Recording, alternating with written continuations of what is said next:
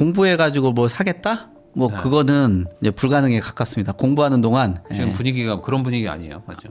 그렇죠. 지금 내가 몸이 아픈데 의대 가가지고 10년 공부해가지고 내 병 고치겠다는 거랑 거의 똑같아요. 병원에 의사를 찾아가는 게 답인 거지. 지금 부동산 시장이 굉장히 중증이거든요. 네. 그래서 최대한 뭐 어떤 의사결정을 했다라고 하면은 진단을 좀 받아가지고 주택 매입에 대해서 고민을 해봐야 되는데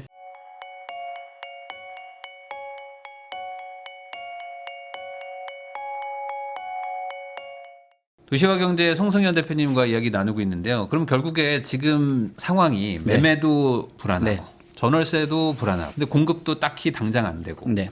그러면 이제 전세를 만약에 살아야 되면 네. 한 6년 이상 전세 산다는 생각으로 쭉 가야 될까요? 그러니까 뭐 이런 얘기 하시는 분들 많거든요. 그러니까 3기 신도시 입주하기 시작하면은 네. 한 30년, 32년 뭐 이쯤 되면은 네, 네. 그러면 이제 공급 적체가 해소되면서 네. 인구 감소도 네. 본격적으로 이제 더 강화되니 네. 5, 6년만 참아라. 이런 얘기도 있단 말이야. 네. 이런 거에 대해서는 어떻게 생각하십니까? 5, 6년 참는 게 쉽지는 않을 것 같아요. 왜냐면은 3기 신도시하고 뭐 서울을 만약에 비교를 해 본다라고 하면은 제가 볼 때는 3기 신도시가 서울 정도의 어떤 메가시티나 문화와 경제를 다 갖추기에는 어렵다라고 보거든요. 네. 수십 년이 필요하다라고 보는 입장이에요. 그러면은 그런 것들을 희망하시는 분들이 과연 3기 신도시에 단순히 집만 보고 갈 거냐라고 본다라면은 지금의 우리나라의 뭐 의식 수준을 고려를 해봤을 때는 3기 신도시가 답은 아니다라고 봅니다. 다만 이제 3기 신도시를 희망하시는 분들도 있겠죠. 수도권에 계신 분들 같은 경우는 저렴하게 내 집 마련을 하시려는 분들 같은 경우는 3기 신도시를 바라보시는 것도 좋을 것 같은데 근데 5, 6년이라는 그 시간을 정확하게 그렇게 뭐 맞출 수 있을까요? 뭐 제가 볼 때는 그렇게 숫자를 정확히 맞추기는 굉장히 어렵다라고 보거든요. 뭐 저희도 부동산 시장을 바라보고 가끔 인터뷰도 하고 전망도 물어보고 하는데 숫자까지 정확히 맞추시는 분들은 거의 어려워요. 근데 지금까지 항상 뭐 도시 정책이나 교통 정책들을 해왔던 걸 보면은 그 시점에 교통이 마무리가 된다든지 그 시점에 집이 완공이 된다든지 정확한 숫자가 일치한다든지 그런 것들은 보기 어려운 부분이거든요. 항상 그러니까 뭐 밀리죠. 네. 그렇죠. 6년이라고 계산을 하고 갔는데 6년에 텁하고 있으면 그 본인의 생애 주기를 벗어난 거 아니에요? 그러니까 그런 거보다는 지금 당장의 본인의 소득, 가처분 소득 고려를 해봤을 때 뭐 한 30에서 한 40% 정도 수준으로 그리고 어떤 뭐 규제에 대한 그 부분들을 견딜 수 있을 정도라고 한다라면은 내 집 마련을 하시는 게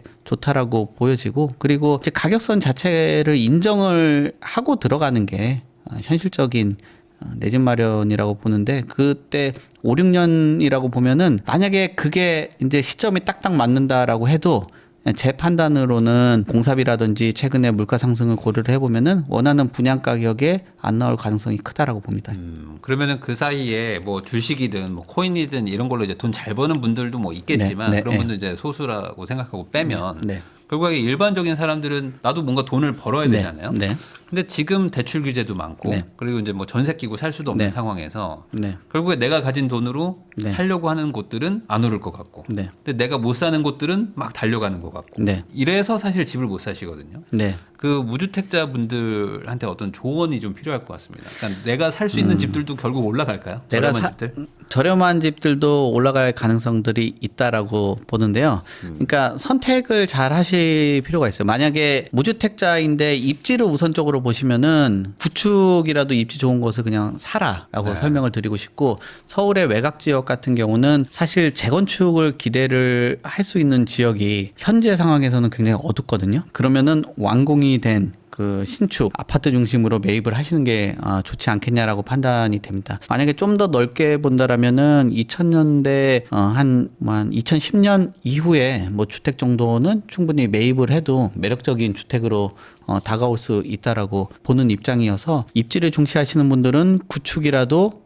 안쪽에 있는 지역을 사고 만약에 그 좀 외곽 지역이라면은 신축 중심으로 매입을 하시는 게 좋을 것 같은데요. 지금 전세나 월세가 현명한 선택으로 보기는 좀 어려워요. 지금 시장의 구조를 보면은 하반기 들어서는 전세랑 월세 그 심각도가 특히나 이 토지거래 허가구역이 안 풀리게 된다라면 좀 절벽에 가까운 수준이기 때문에 매입을 하시는 걸 좀 추천을 드리고 싶습니다.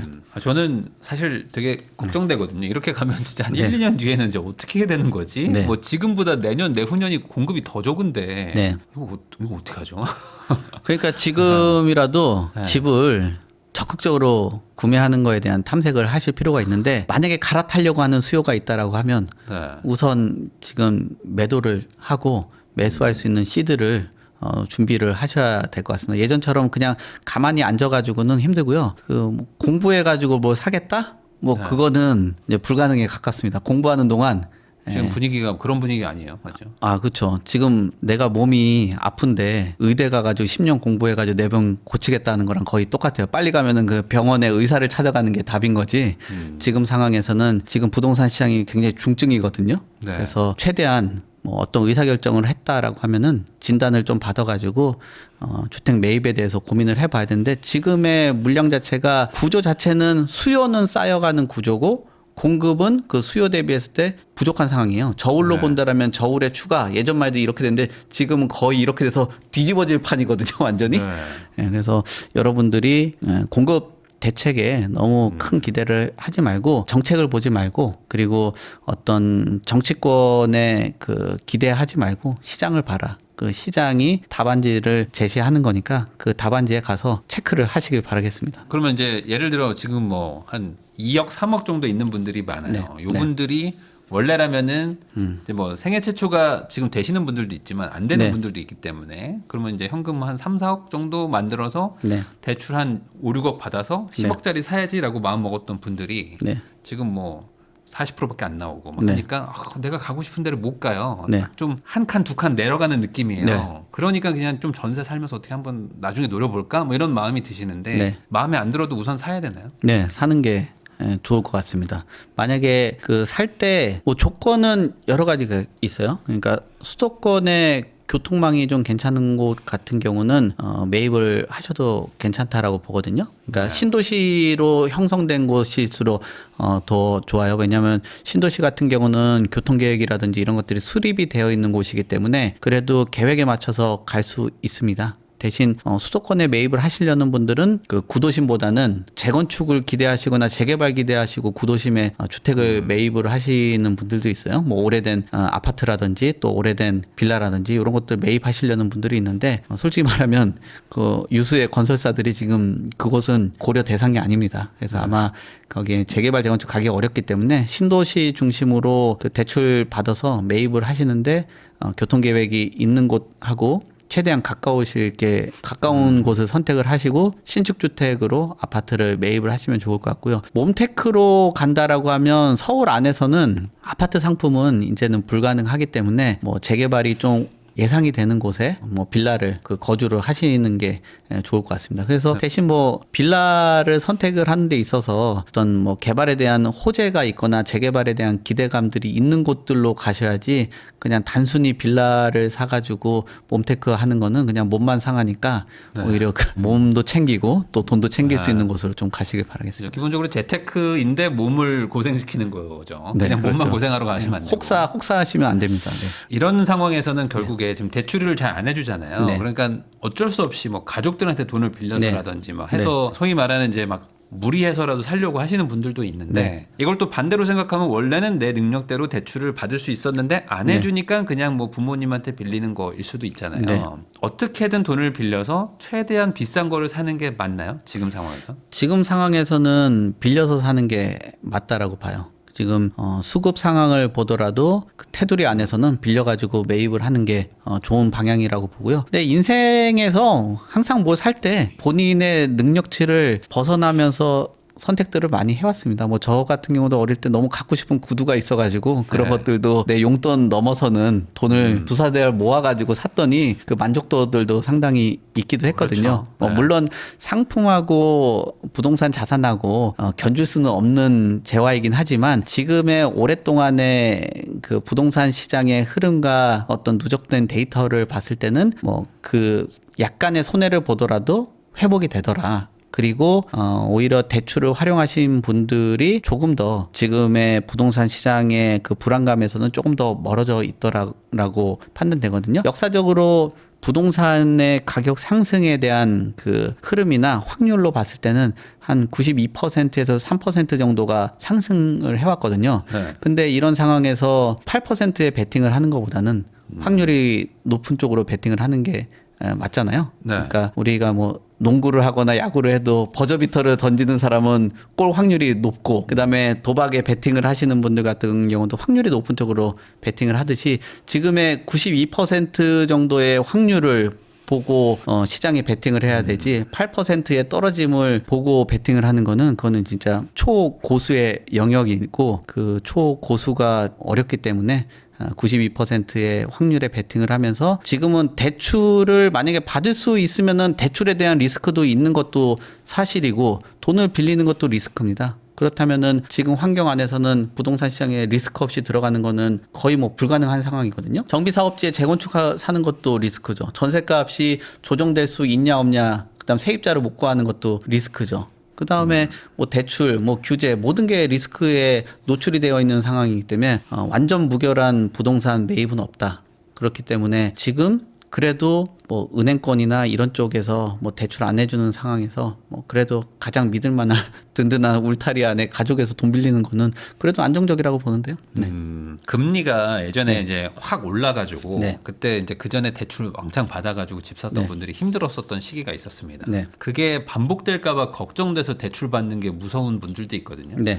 뭐 이거는 당연히 뭐 변수가 있겠지만 네. 향후 뭐 한 4년 정도 안에 어떤 금리가 막 급격하게 올라간다거나 네. 이럴 만한 확률이 높지는 않을까요? 어떻게 보세요? 저도 그런 분들을 상당히 많이 만났어요. 네. 만났는데 그게 이제 그때 당시에도 뭐 여러 조언들도 있었고 힘들었던 그 고충도 많이 들었습니다. 근데 최근에 또 어떻게 뭐 만나게 되거든요. 네. 만나게 됐는데 또 그분은 정말 힘들었는데 지금 그때 그 고생을 안 했으면은 어떻겠냐라고 말씀도 하시더라고요. 네. 집 사는 게 뭐랄까요? 뭐 집이라는 게 직장 생활하는 것만큼 힘듭니다. 뭐 세상에는 안 힘든 게 없어요. 내 집 마련은 엄청난 고통이 필요한 그런 그렇죠. 상황이죠. 쉽게 못 사요. 예, 그 이사하는 거 자체부터 해가지고 평생 20년, 30년 그 대출금 갚는다는 게 어렵거든요. 근데 이제 그 고통을 고려를 해봤을 때 4년마다 전세금을 올려가면서 이사를 다니냐, 또는 월세를 지불을 하느냐. 그 월세하고 본인의 대출 상환 금액하고 그다음에 자산 상승률하고 고려를 해본다라면 그래도 매매라는 선택이 같은 그 고통 안에서 그래도 좀 더 낫다라고 보는 거죠. 네. 지금 자산가 분들 같은 경우는 집을 비싼 거 갖고 있어서 막 박수 치면서 부럽다라고 하시는 분들도 있지만 보유세에 대해서 고민을 하고 고통스러워 하시잖아요. 그러니까 어떤 쪽에서도 그 뭐 육각형 같은 그런 집은 하기가 어렵죠. 집 모양 오각형이잖아요. 이렇게 육각형은 없기 때문에 그 한 면 정도는 항상 고통으로 작용을 합니다. 그래서 여러분들 뭐 본인이 뭐 어떤 선택을 한다라고 해도 좀 고통은 없었던 적은 없기 때문에 또 뭐 여러 가지 선택지 봤을 때는 그래도 내 집 마련이 좀 더 나은 방향인 것 같아요. 그 금리 예전처럼 올라갈 거에 대해서 그 고민을 하실 수도 있겠지만 그 정도 금리는 기대하기가 어렵지 않겠냐. 만약에 금리가 올라간다라고 해도 지금도 그렇게 많이 떨어진 건 아니거든요. 여기서 맞아요. 더 추가적으로 뭐 7, 8단계씩 막 올라가는 거는 불가능하기 때문에. 그리고 또 요즘에는 또 고정금리를 받으시는 분들이 많아서 뭐 네. 주기형 하면 뭐 한 5년은 또 고정금리니까 너무 걱정되면 그냥 고정금리로 해놓으시면 그리고 금리 올라간다라고 해도 우리나라가 뭐 미국이나 일본처럼 집값보다도 막 대출을 많이 해준다든지 집에 완전히 꽉 채워서 대출도 안 해주잖아요. 안 본인들이 해주죠, 이제. 본인들이 원하는 만큼의 대출을 받고 싶어도 대출을 감당할 수 있는 정도까지밖에 대출을 안 해준다는 거 아니에요. 경제정책 방향도 대출 안 해주는 게 문제인데 네. 지금 뭐 제 주변도 그렇고 뭐 저도 마찬가지인데 대출을 고통스럽게 좀 받아보고 싶습니다. 오히려 그만큼 대출을 안 해줘요 진짜. 네, 그 대출을 안 해주는 게 더 고통스럽던데요. 네. 네. 그러니까 사실은 지금은 뭐 대출 걱정을 할 수준까지 해주지도 않기 때문에 그냥 은행에서 해주는 정도만. 네. 근데 이제 그렇게 되면 다시 또 도돌이표로 네. 돈을 너무 안 빌려주니까 네. 내가 사고 싶은 집이 아니고. 네. 나는 한 10억짜리 사고 싶은데 한 5억짜리밖에 못 사. 네. 근데 5억짜리들은 막 횡보하고 있거든요. 네. 그래서 그러니까 여기서 지금 막 올라가고 있는 걸 따라 사고 싶은데 네. 횡보하는 것밖에 못 사니까 오는 그 네. 괴리감이 있거든요. 네.